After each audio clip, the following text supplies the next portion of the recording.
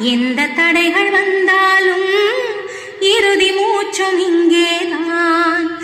என் மேல் இருக்கும் அன்பிற்கு எனது நன்றி ஒன்றிருக்கு. இந்த உயிர் உங்களுக்கு தமிழர்களின் நலனுக்கு. சரியான ஆட்சி ஒன்றைதான் வர வேண்டும் உறுதி கொண்டு. அதற்காக நான் இந்த வாழ்க்கை முழுதுமாக கொடுத்தவன் இங்கு. எந்த நெஞ்சில் குடியிருக்கும் தமிழ் மக்கள் நலனுக்காகவே. எந்த நெஞ்சில் குடியிருக்கும் தமிழ் மக்கள் நலனுக்காகவே.